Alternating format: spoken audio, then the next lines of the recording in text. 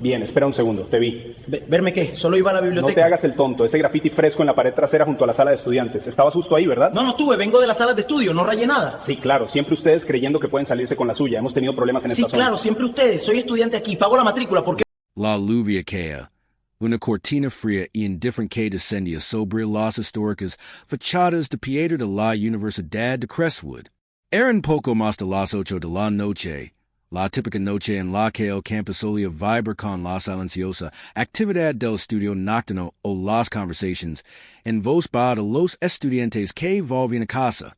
Pero esa noche, un sonido diferente atravesaba la llovizna. El ladrido agudo y acusado de un hombre que se creía con autoridad absoluta. Esa voz pertenecía a Bartholomew Finch, un guardia de seguridad del campus cuyo expediente personal estaba empapado por el peso de 17 quejas formales. 17 casos en los que la conducta de Finch había sido cuestionada, su juicio considerado sospechoso y sus interacciones rozaban el abuso absoluto. 17 quejas. Y aún así, Bartholomew Finch seguía patrullando los sagrados terrenos de Crestwood. El blanco de la agresión injustificada de Finch era el Dr. Elias Vance, un hombre cuyo intelecto le había abierto las puertas de las instituciones más prestigiosas del mundo.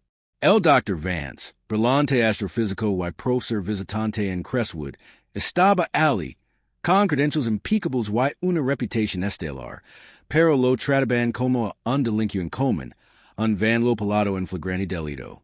La disparidad no solo era flagrante. Era una crítica al sistema que empoderaba a Finch y ponía en peligro a Vance. Antes de continuar, ¿desde donde nos vías? Deja un comentario abajo y cuéntanoslo. Tu participación nos ayuda a sacar a la luz estas historias. La Universidad de Crestwood, enclavada en el corazón de Cambridge, Massachusetts, a menudo parecía una ciudad dentro de otra. Sus antiguos edificios de ladrillo, imponentes y cubiertos de hiedra, evocaban siglos de rigor académico y búsqueda intelectual. Ese martes 17 de octubre, el aire estaba impregnado del aroma a joyas molladas y piedra vieja, y las farolas proyectaban sombras largas y distorsionadas que bailaban con la llovizna persistente. Era una tarde pintoresca, aunque melancólica, de esas que suelen invitar a la contemplación serena, no a la confrontación. El Dr. Elias Vance se había ganado un lugar en la élite intelectual no por privilegios, sino por su brillantez inquebrantable y su dedicación incansable. Nacido en un barrio obrero del sur de Chicago, Elias había desafiado todas las expectativas estadísticas. Fue el primero de su familia en graduarse en la universidad, con honores en el Morehouse College y una doble titulación en física y matemáticas. Su trabajo doctoral en el MIT sobre atmósferas exoplanetarias no solo redefinió las teorías existentes, sino que también le valió la prestigiosa beca MacArthur a la asombrosa edad de 29 años. A los 32, era profesor titular en Princeton, reconocido por su investigación pionera y su estilo de enseñanza accesible y inspirador. Había publicado docenas de artículos revisados por pares, escrito 2 libros fundamentals y había sido invitado a participar como ponente en congresos internacionales desde Ginebra hasta Tokio. Su beca de profesor visitante en Crestwood fue un testimonio de su estrella emergente, una colaboración centrada en un nuevo y vanguardista proyecto de observatorio. Era un hombre de serena dignidad, agudo intelecto y un compromiso inquebrantable con el descubrimiento científico. Se había ganado, sin lugar a dudas, su posición, sus elogios y su respeto. Bartholomew Finch, por otro lado, tenía un historial que pintaba un panorama radicalmente distinto. Sus 16 denuncias no fueron incidentes aislados, formaron un inquietante tapiz de agresión y prejuicio. Los registros de Santos Inanos, posteriormente revelados durante el descubrimiento, revelaron un patrón claro, inconfundible y profundamente preocupante. Tan solo 3 años antes, en la primavera de 2020, Finch había sido amnestado por uso excesivo de la fuerza durante un encuentro con un hombre sin hogar que dormía cerca de la biblioteca del campus. Según las declaraciones de testigos y los informes del incidente, Finch no solo despertó al hombre agresivamente, sino que también usó un lenguaje despectivo, agravando la situación hasta que se llamó a la policía local. El hombre sin hogar, identificado como el señor Robert Jenkins, sufrió abrasions leaves y presentó una denuncia formal delando la hostilidad no provocada de Finch. Finch recibió una advertencia por escrito. Luego, en el verano de 2021, Finch enfrentó acusaciones de insultos raciales. Un repartidor, el señor Jamal Khan, que intentaba recorrer una ruta completa del campus, fue detenido por Finch, quien, según ese informa, ese altero, exigió identificación y cuestionó su presencia. Cuando el señor Khan, un hombre de ascendencia asiática, explicó cortsman su propósito, Finch supuestamente replicó con un comentario racista sobre inmigrantes ilegales y personas que no pertenecen aquí. El señor Khan presentó una denuncia, surgen testigos que corroboraron la información y Finch fue suspendido 3 días, sin goce de sueldo. Al año siguiente, en el otoño de 2022, Finch fue citada de nuevo por detención ilegal. Una joven estudiante universitaria, la SRA Maya Chun, esperaba su transporte cerca de una residencia universitaria una noche tarde. Finch se acercó a ella, exigiendo que le explique su situación, y cuando la SRA le mostró su credencial de estudiante, la acusó de merodio y intentó detenerla hasta que presentara pruebas adicionales de su legitimidad. La SRA Chun, aterrizada, llamó a sus padres, quienes inmediatamente contactaron con la administración del campus. Las acciones de Finch se consideraron injustificadas y poco profesionales, y se le impuso un periodo de prueba de 6 meses. Más recientemente, tan solo 6 meses antes del incidente con el Dr. Vance, Finch fue investigado por uso indebido de los recursos del campus. Se lo observó usando cámaras de vigilancia universitaria para vigilar a estudiantes específicos que consideraba sospechosos, a menudo estudiantes de color o de bajos recursos, sin ninguna justificación legítima de seguridad. Si bien la investigación concluyó sin medidas disciplinarias formales debido a la insuficiente evidencia de intención maliciosa, el patrón de acoso y sospecha era innegable. Diocesayat quejas. Diocesayat. Las señales de alerta no solo estaban presentes, gritaban en las páginas de su expediente personal. Sin embargo, Bartholomew Finch seguía empleado como un sentinela de un sistema que parecía priorizar la inercia institucional sobre la rendición de cuentas. La llamada legó al Centro de Seguridad del Campus a las 20:07. No se trataba de un estudiante ni de un profesor, sino de un ciudadano preocupado, un vecino que pasaba su perro cerca del perímetro del patio de ciencias de la universidad. La persona que llamó, la SRA Eleanor Finch, sin parentesco con Bartholomew, aunque este detalle añadiría un toque irónico más tarde, informó de un individuo sospechoso, posiblemente desfigurando el nuevo mural astronómico en el lateral del Kepler Hall. Describió al individuo como un hombre negro alto, con abrigo oscuro, que actuaba de forma errática, sostenía un teléfono, y tal vez rociaba con algo.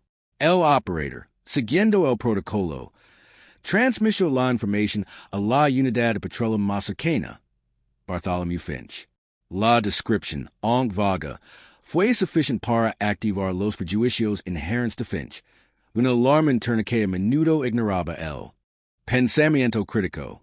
El Dr. Elias Vance no estaba alterando nada. De hecho, hacía todo lo contrario.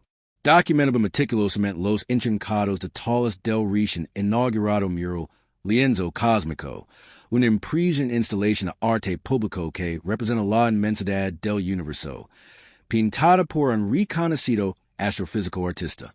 El Dr. Vance, entusiasta tanto del arte como de la ciencia, usaba su telefono intelligent para capture imagens de alta resolution, con la intención de compartirlas con sus colegas y estudiantes, quizás incluso para usarlas en una próxima conferencia.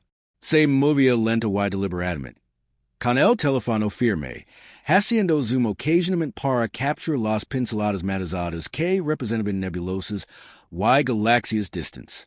Estaba inmerso en una actividad perfectamente mundana y legítima, un acto de apreciación intelectual que reflejaba la obra de su vida.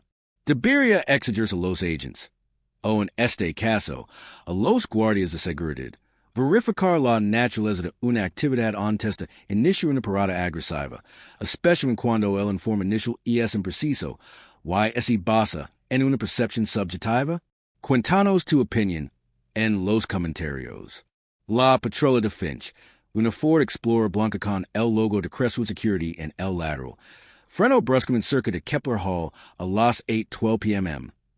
Salió del vehículo con un air de autoridad, con la mano apoyada en el arma en fondo que la mayoría de los guardias de seguridad del campus levaban. Oye, tú, ¿qué crees que estás haciendo? La voz de Finch atravesó el air húmedo de la noche, cortante y acusadora.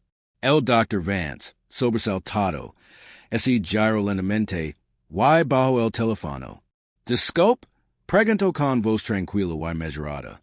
No te hagas el tonto. Espido Finch, avanzando.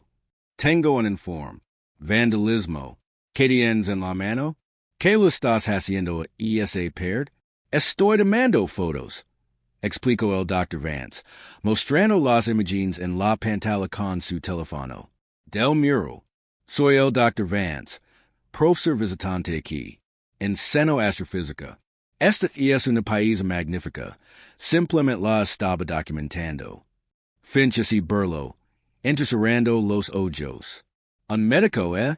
Cualquiera puede decir eso. Cualquiera puede finger. Ensáname una identificación. Ahora mismo. Su tono era despectivo, con una sospecha apenas disimulada. El Dr. Vance, aunque molesto, mantuvo la compostura. Metió la mano en su billetera y sacó su credencial de profesor de la Universidad de Crestwood, junto con la de la Universidad de Princeton, e incluso su licencia de conducir, ofreciéndoselas a Finch. Tom, todas. Me llamo Elias Vance. Mi oficina está en el Departamento de Astrofísica, sala 412-inch. Finch apenas miró las identificaciones. Las descartó con un gesto destinoso. Podrían ser falsas. Por lo que sé, las robes. ¿Qué tienes en la otra mano? Finch señaló un pequeño objeto cilíndrico que el Dr. Vance había olvidado por un momento, un spray limpiador de lentes compacto, y de alta calidad para la cámara de su teléfono, un pequeño detalle que probablemente contribuyó al informe de la sobre Finch sobre Rocher algo. Esto es limpiador de lentes, dijo el Dr. Vance, con la paciencia punto de agatarse. Para mi cámara, para sacar mejores fotos del mural. No estoy donando nada. Soy profesor. ¿Entiendes? Tengo entendido que recibí un reporte de un hombre negro sospechoso que está vandalizando una propiedad, replicó Finch, alzando la voz, ignorando toda evidencia que lo contradijera. Y voy a necesitar que me acompañes. El enfrentamiento estaba atrayendo la atención. Algunos estudiantes, abrigados con impermeables y mochilas, se detuvieron, con los ojos muy abiertos por la preocupación. Una pareja que pasaba su perro, al pasar, a menor el paso, con el rostro alarmado. Los testigos se congregaban. Su presencia era un desafío silencioso a la agresividad desenfrenada de Finch. En ese momento, un elegante sedán negro, con insignias de seguridad del campus de alto nivel, se detuvo. La capitana Lina Rodríguez, jefa de operations de seguridad del campus, salió con expresión sombría. Había estado escuchando la comunicación por radio, y el tono cada vez más agudo de Finch. Finch, ¿qué está pasando? Preguntó, con una voz que interrumpió la atención. Finch, momentáneamente nervioso, esse volvio hacia su superior. Capitan, he detenido el insospechoso, denunciado por vandalismo. Dice profesor, pero creo que miente. La capitana Rodriguez, una oficial veterana conocida por su calma y su compromiso con el protocolo, evaluó la situación de inmediato. Vio al Dr. Vance, un distinguido hombre negro, visiblemente angustiado pero sereno, rodeado de curiosos, y Finch, agitado y despectivo. Se dirigió directamente al Dr. Vance y lo extendió la mano. Dr. Vance, Lupito disculpas. Capitán Rodriguez, me puede mostrar su identificación. El Dr. Vance, aliviado pero conmocionado, lo entregó sus identificaciones. La Capitana Rodriguez las examinó detenidamente, repasando los detalles con la mirada, y luego miró al Dr. Vance con un respetuoso sentimiento. Gracias, Dr. Vance. Parece que hubo un malentendido. Luego dirigió una mirada acerada Finch. Bartholomew, aparte. Dame tu placa y tu arma. Ahora, la orden fue categórica, sin lugar de discusión. Finch, con el rostro desacallado de incredulidad y ira, obedeció lentamente. La intervención inmediata, aunque tardía, había evitado una mayor escalada. La resolución inmediata fue rápida y contundente. El capitán Rodriguez se disculpó personalmente con el Dr. Vance. Lo acompañó de regreso a su oficina y se aseguró de que estuviera cómodo antes de volver a atender Finch a las 9:30 p.m. Menos de una hora después del incidente, Bartholomew Finch fue relevado de sus funciones. Lo confiscaron la placa y el arma, y lo pusieron en licencia administrativa a la espera de una investigación interna completa. La gravedad de la situación era innegable, incluso para los burócratas más eruditados. Deberían los agentes o el personal de seguridad que demuestren un claro sesgo racial y indiferencia hacia las pruebas que conduzcan al acoso de ciudadanos inocentes ser despedidos automáticamente y revocar su certificación? Comparte su opinión en los comentarios. Sin embargo, la historia estaba lejos de terminar. Una de las estudiantes que presenció el enfrentamiento, Chloe Davies, estudiante de primer año de periodismo, no solo grabó partes del incidente con su teléfono, sino que también publicó un relato detallado en Twitter con fotos y breves videos. La publicación se viralizó en cuestión de horas. Por la mañana, #Justicia para el Vance era tendencia nacional. El video de Finch descartando las credentials del Dr. Vance y negándose a mirar su identificación acumuló más de 10 millones de visitas en 24 horas. Medios de comunicación, tanto locales como nacionales, recallaron la noticia, analizando el historial de quejas de Finch y la aparente incapacidad de la universidad para atenderlas. La indignación era palpable, un clamor colectivo contra la descarada discriminación racial y la complacencia institucional. En cuestión de días, el Dr. Vance, representado por el prestigioso bufete de abogados especializado en derechos civiles Marshall & Associates, presentó una demanda exhaustiva contra la Universidad de Crestwood y Bartholomew Finch. Las acusaciones eran extensas. Discriminación racial, privación ilegal de la libertad, infligir intencionalmente angustia emocional y retention y supervision negligence por parte de la universidad. La demanda detallaba el largo historial de quejas documentadas de Finch, argumentando que la Universidad de Crestwood era plenamente consciente de su comportamiento problemático y, sin embargo, no tomó las medidas disciplinarias adecuadas, creando así un entorno peligroso para sus estudiantes y profesores negros. La prisión aumentó. Any una avalancha de publicidad negativa, una investigación federal inminente y la evidencia innegable de la reiterada mala conducta de Finch, la Universidad de Crestwood actuó rápidamente para llegar a un acuerdo. El 15 de noviembre, Menos de un mes después del incidente, la Universidad de Crestwood anunció un acuerdo con el Dr. Elias Vance por una suma sin precedentes de $5 million. Fue uno de los acuerdos más cuantiosos de la historia en un caso que involucraba a un agente de seguridad del campus, y a un miembro del profesorado, un claro reconocimiento del grave daño infligido, y de la culpabilidad institucional de la universidad.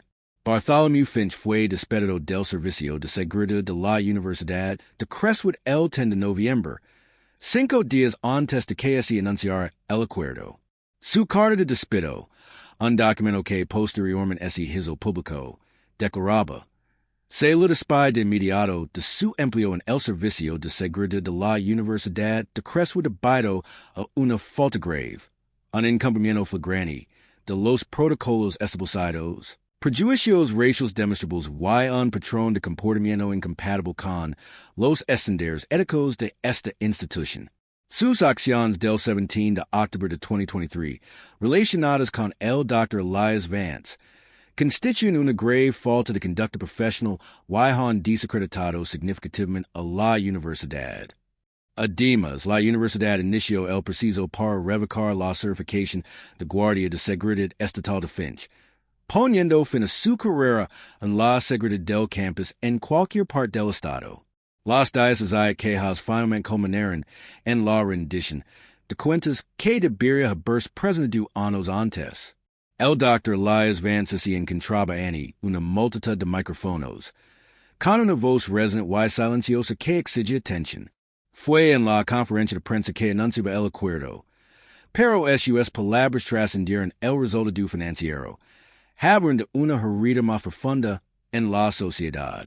Si esto me puede pesar mí, comenzó, recorriendo con la mirada los periodistas reunidos, un profesor titular, un investigador visitante en una institución prestigiosa, con múltiples documentos de identidad fácilmente disponibles, que le pasa al joven estudiante negro, al repartidor negro, al ciudadano negro que no tiene mis privilegios. Mi plataforma en mi representación legal. Su voz, aunque serena, vibraba con una emoción apenas contenida. Este incidente no fue un error aislado, fue un síntoma de un sistema que permite que los prejuicios anulen la evidencia, que valora la autoridad percibida por encima de la identidad verificada y que, con demasiada frecuencia, considera la negritud como algo inherentemente sospechoso. Mi esperanza es que este acuerdo, este momento, no sea un final, sino un comienzo para un cambio real, una verdadera rendición de cuentas y un compromiso genuino para desmantelar los prejuicios generalizados que nos ponen en peligro a todos. Fue un testimonio poderoso y elocuente, un llamado a la acción disfrazado de reflexión personal. Debería un incidente de esta magnitud, que implica una discriminación racial documentada por parte del personal de seguridad institucional y un acuerdo cuantioso, desencadenar automáticamente una investigación federal sobre las prácticas de contratación y los mecanismos de supervisión de la institución involucrada? Comparte su opinión en los comentarios. La universidad, escarmentada por la indignación pública y las consecuencias legales, emprendió una revisión exhaustiva. Las conclusiones, publicadas en un informe detallado, pusieron al descubierto fallas sistémicas en el Departamento de Seguridad de la Universidad de Crestwood. El informe citó una cultura de discreción descontrolada entre el personal de seguridad, en particular en lo que respecta a las minorías, capacitación inadecuada y infracción sobre discriminación racial, un proceso de revisión de quejas disfuncional que permite que reincidentes como Finch conserven sus empleos. Y una falta de directrices claras para la desescalada y la verificación de identidad. El informe concluyó que los mecanismos de supervisión de la universidad eran extremadamente insuficientes para prevenir prácticas discriminatorias. En respuesta a estos hallazgos contundentes, la Universidad de Crestwood anunció una serie de reformas radicales. Estas incluyeron capacitación anual obligatoria sobre discriminación racial y desescalada para todo el personal de seguridad, impartida por expertos externos en derechos civiles. Una reforma completa del proceso de revisión de quejas, eso siendo un comité de supervisión civil independiente con facultad de citación, protocolos de contratación más estrictos, que incluyen verifications exhaustivas de antecedentes y evaluaciones psicológicas, y la implementación de cámaras corporales para todos los agentes de seguridad, cuyas grabaciones se revisan periódicamente. La universidad también hace compromiso a aumentar la diversidad dentro de su cuerpo de seguridad y a establecer un defensor del pueblo especializado en quejas de estudiantes y profesores relacionados con las interacciones de seguridad. El caso del Dr. Elias Vance y Bartholomew Finch es más que la historia de un guardia de seguridad racista y un profesor agraviado. Y es un ejemplo escalofriante de cómo un sesgo arraigado no se controla. Puede invalidar incluso la evidencia más irrefutable. La percepción de Finch, alimentada por el prejuicio y una historia de mala conducta no abordado, lo sigo en la realidad que tenía en sí. Un distinguido académico que simplemente admiraba el arte. Su presunción de culpabilidad, baila únicamente en la raza del Dr. Vance. Fue tan poderosa que volvió completamente irrelevantes las credenciales académicas, las múltiples formas de identificación y la explicación lógica. Este incidente expone una profunda grita en el edificio de la justicia y la seguridad, donde el color de la piel puede anular instantáneamente toda una vida de logros y sombra una persona humillación, falsas acusaciones y posibles daños. Las consecuencias fueron graves. Un académico brillante sometido a la indignidad, una universidad obligada a pagar millones y la confianza pública erosionada. Pero el verdadero costo viene más allá de lo económico y afecta la esencia misma de nuestra percepción de la seguridad, la autoridad y la justicia. Nos obliga a enfrentar verdades incómodas sobre quién está protegido y quién es el blanco, incluso en espacios supuestamente progresistas como los campus universitarios. ¿Qué cambia ahora? Crean estas reformas un entorno más seguro y equitativo. ¿O son solo un bálsamo temporal para una herida abierta? Debemos exigir más que solo disculpas y acuerdos. Debemos exigir un cambio sistémico que garantice que nadie, independientemente de su origen, vuelva a ser sometido a un trato tan deshumanizante. Proponemos una norma nacional para la supervisión de la seguridad en campus, que establezca juntas de revisión civiles independientes y la decertificación automática de los agentes declarados culpables de discriminación racial. ¿Crees que es una solución viable? Cuéntanoslo en los comentarios. No nos detendremos. Estas historias necesitan ser contadas. Estas injusticias deben ser expuestas. Tu apoyo nos ayuda a continuar con este labor vital. Dale me gusta a este video. Compártelo en tus redes y suscríbete en nuestro canal para acceder a investigaciones más profundas sobre la injusticia sistémica. Porque, en definitiva, no se trata solo del Dr. Vance, en de Bartholomew Finch, en de la Universidad de Crestwood. Se trata de todos nosotros y del tipo de sociedad que elegimos construir.